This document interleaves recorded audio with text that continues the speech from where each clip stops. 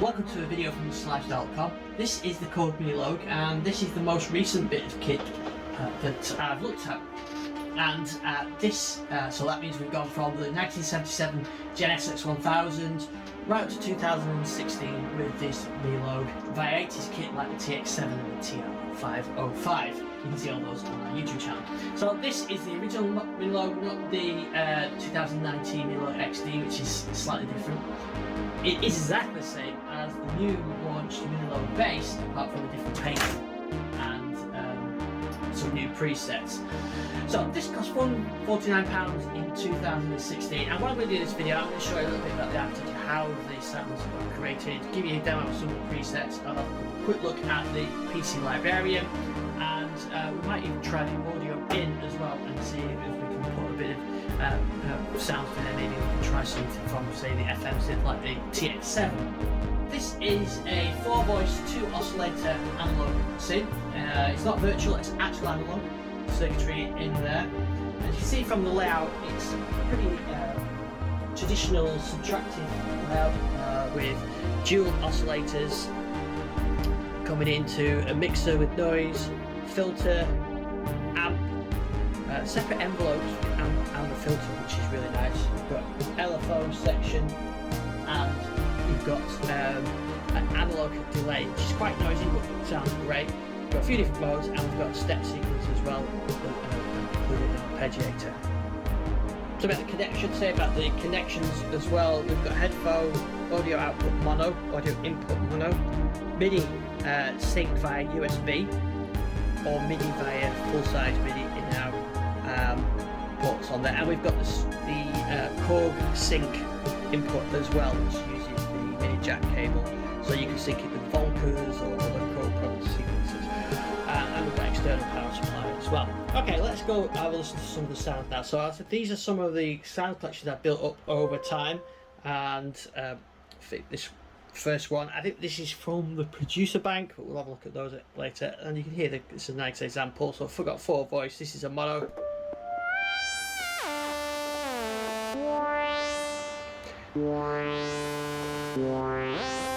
So let's have a quick listen to some of the presets. We've got strings,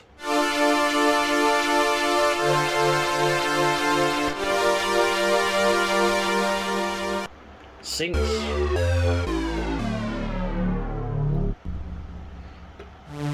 this is a nice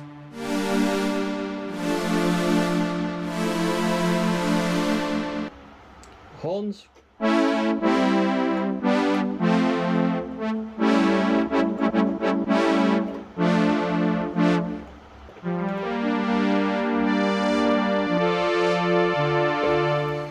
and there's a few that I've done. This is an example of one I've done.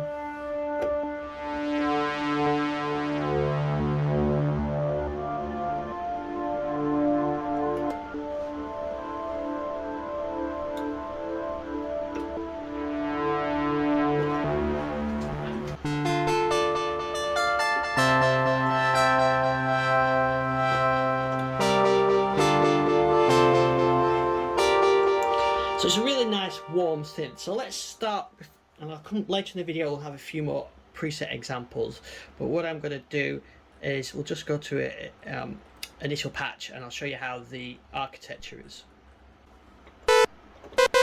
Okay, so that's the initial patch. We've got, before you start patch, you can choose which mode. So we've got poly mode, so we've got 4-note polyphonic, duo, so in unison with 2-note polyphony, so and you can alter that with this. Unison mode, single note. Detune, mono, with a slow oscillation. It's great for that. Low, heavy basses. Chord mode, which I must admit I don't use very often, so you can choose which chord you want, so major chord, or choose a major minor 7th. Delay, which is quite useful, especially in combination with the analog delay, or the sequencer.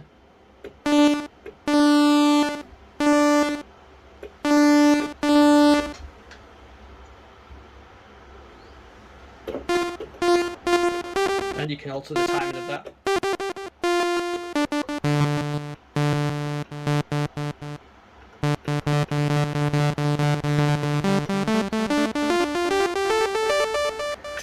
Arpeggiator with different modes, so manual mode, rise, fall,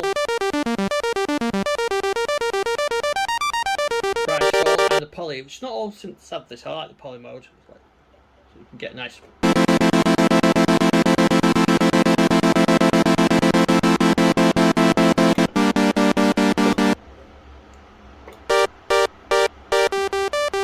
Random, and then the sidechain, which mutes the previous note when you play the next note. So it's not like mono mode where you can do one note at a time. You can play the next note, and it mutes it. I must admit, I don't use that very often. Let's stick with poly for now. So we'll go with turn onto single oscillator, filters open already, so we can go through the octave. And we've got sawtooth, triangle, a square. You can adjust the pitch and the shape. So you get pulse width modulation on that. Then on the other oscillator, similar things with pitch, shape, but you can cross mod it with oscillator 1. You can have it modulated by the envelope, and then you can sync it, so you get a nice sync effect. So this envelope is controlling the pitch in sync, and you can have ring modulation. So bring the other oscillator in.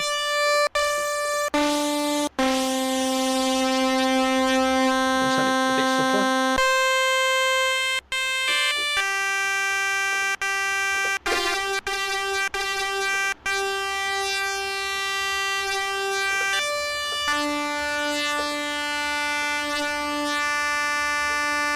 And we've got noise as well. So we've got the filter, 4-pole or 2-pole, the resonance,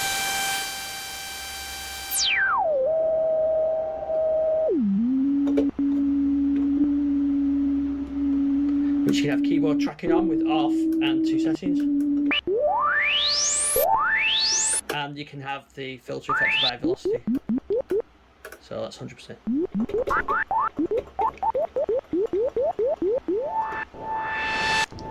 And then we can turn the filter down, and we can use the envelope.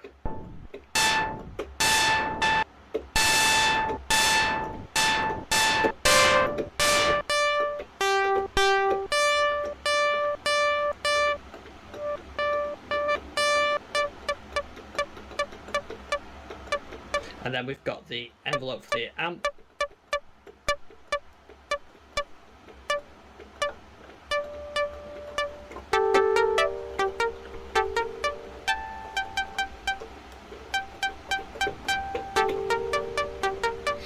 And then we've got an LFO, which you can choose your waveform, your LFO, and we can choose our modulation, so we can have it rate, and we can target the cutoff.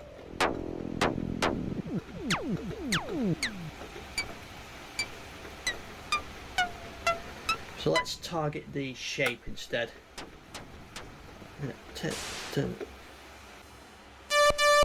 So there you can hear it affecting the rate. The shape of oscillator 1.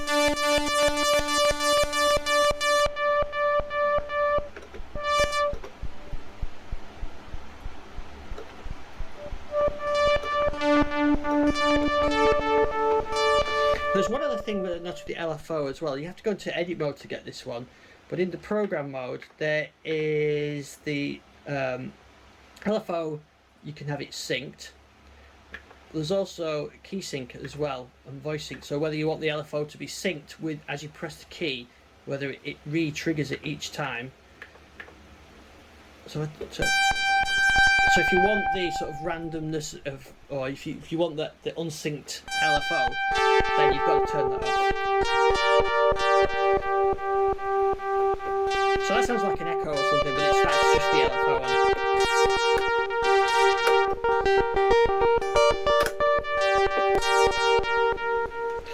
Okay, so we've done that bit. We've got a bit of modulation and syncing.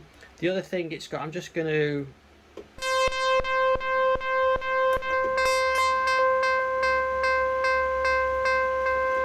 turn that down for a minute. Here we've got the delay, and we can have a, so on bypass at the moment, we can have a pre-filter analog delay or a post-filter. Let's do this post filter, and you can hear it's noisy, but that does kind of add to its charm. You can especially hear.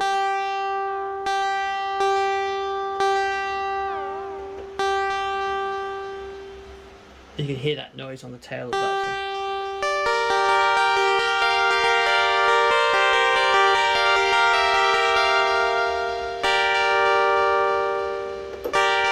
There's no other effects on this as well, no digital effects or anything else, no reverb, chorus, anything like that. You've got to do that externally.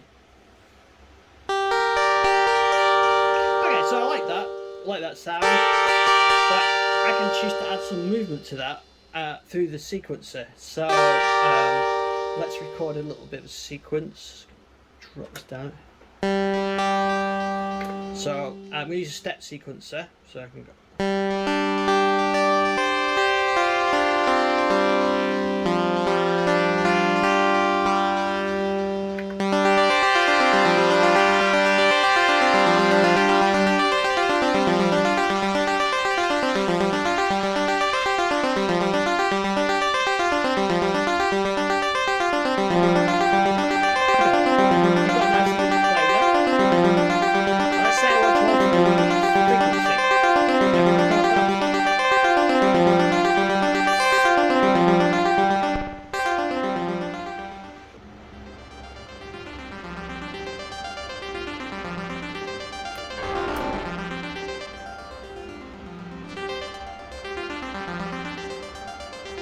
Okay, so I've just tweaked that, I've got that sequence going there.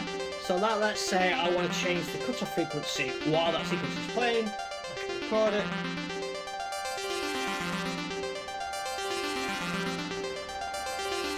And there you go, that's recorded that. So I'm going to sequence edit mode.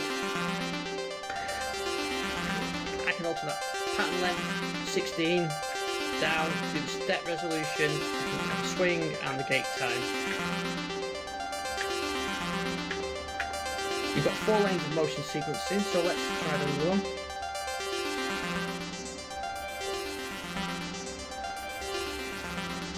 And maybe mess with the time of the delay as well.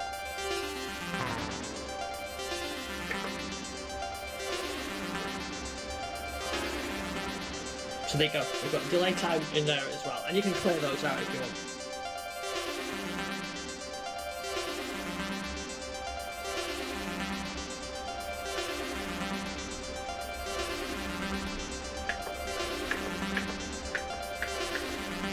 So I can clear that one if I want.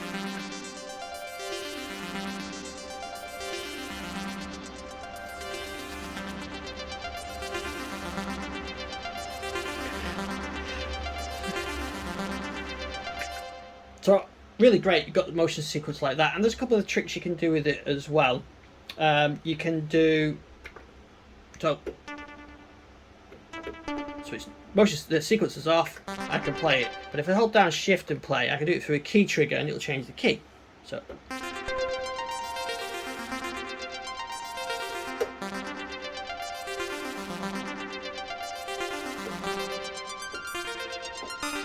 and so on. Then if we go back into program mode, I can give that a name and we can call it demo.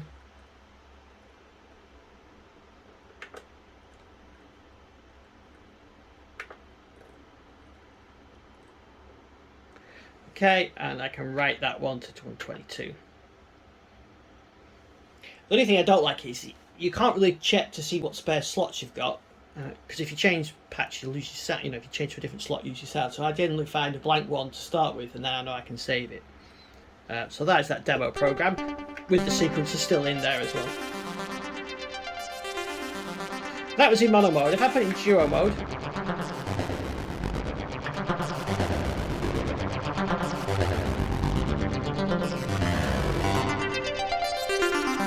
unison mode, got mono mode with the sub,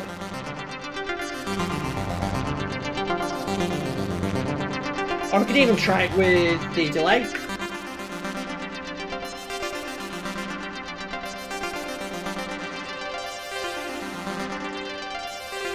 The delay isn't a digital delay, it's re-triggering the oscillator, and then I could do it with an arpeggiator. Probably not enough hold time on that to do that.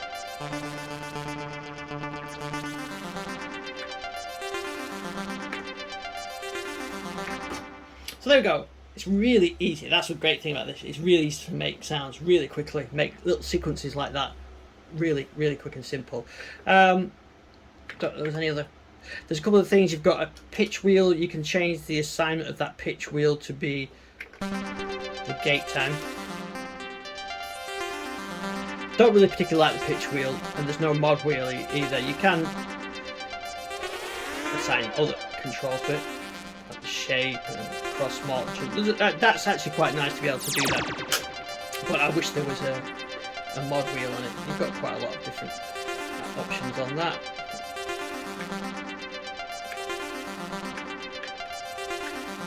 You've got portamento,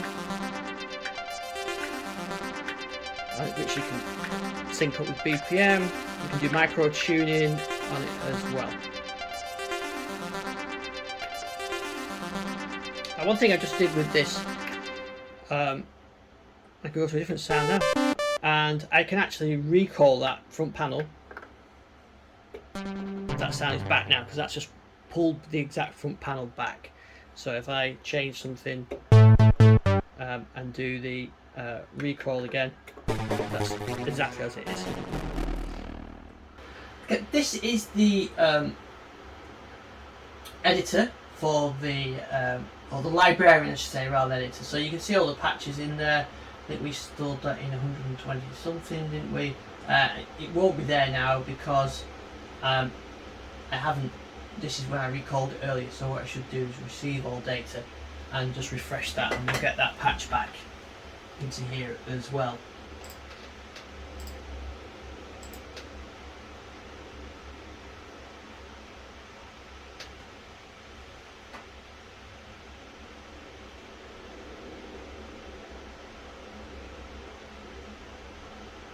There we go, there's that patch.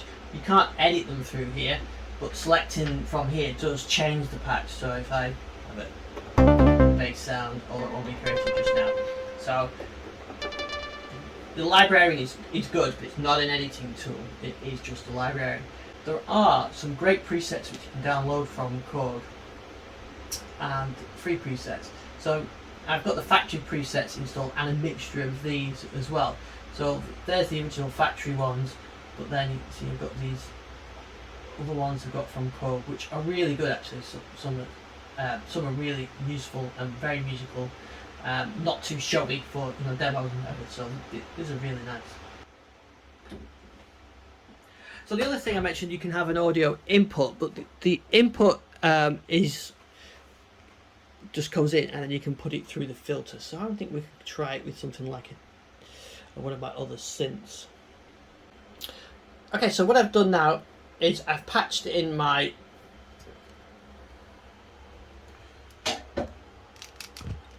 so here we go. I've got my Yamaha TX7 patched in to the audio input, of the Minilogue. I've turned down the oscillator so you can't hear anything from its internal oscillator, and I've opened the filter wide open. Now on this keyboard below here I've got it MIDI'd up to the TX7. You can't hear anything, but as soon as I hold down a key which opens the filter, you can hear that TX7 sound. If I put on, say, the analog delay, you hear that. So if I have a sequence running now, let's hear the Minilogue sequence. Turn the oscillator off, and then play the chord on the TX7.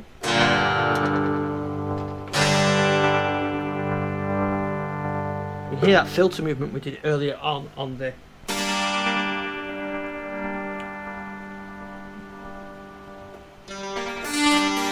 So if I start playing on there, you can hear that filter movement from the sequencer. Maybe I choose a pad sound that might be easier to demonstrate. Right, I've got a string pad on the TX7. Now let's hold down a chord, and then if I play a single note, you can hear that filter kicking in.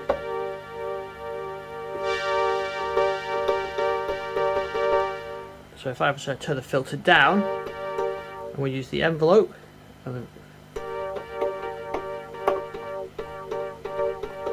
so let's record a bit of sequencing. So I'm going to put a note on, rest, rest, note on, rest, rest, note on, rest, rest, note on, rest. There we go. Just play that.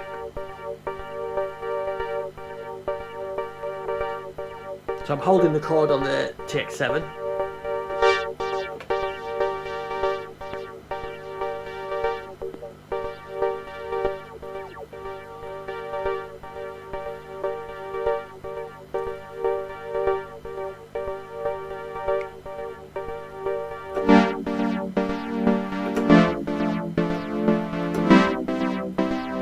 So that's the TX7.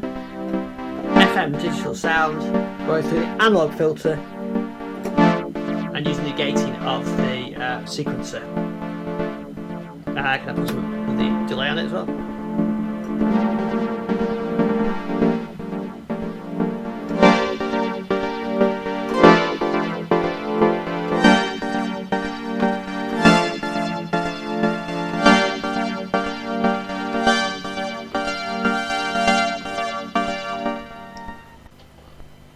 So this is the DX7 electric piano sound.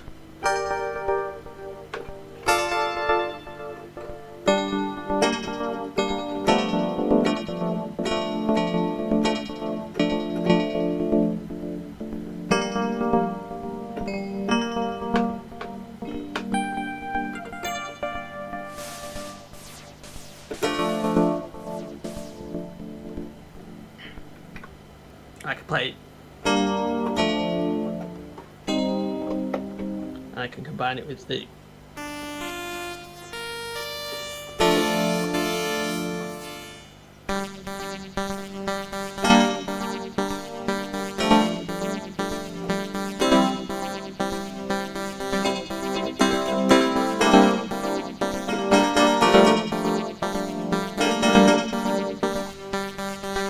So there you go. So that's an example of running an external synth. And you can do anything, back guitar, microphone, whatever you want. It's line level, so you might preamp a mic, but yeah, anything you can put into there. There's no vocoder on this, but you can use it like that. So it's a really good creative option, especially if you've got something like a Volca. You can sync it up with the inputs, have a sequence going through there, and gives you that extra creative options. Okay, so just to finish off now, I'm just going to play through a few sound examples. You'll be able to see the patch name on the screen, and I'll use the editor to select those, just to give you an idea. So thanks for watching this video. I hope it gives you some idea of what you can do with the Korg Minilogue. It's still a great instrument in 2023 as it was in 2016. I found it so good for just picking up and getting the sound that I want straight away. Some of the other synths end up a bit complicated, and this is sort of a go-to device. Yeah, so I still enjoyed using this. Yeah, it would be great if it had more polyphony or whatever, but yeah, I still enjoy playing this synth. So let me finish off with a few sound examples.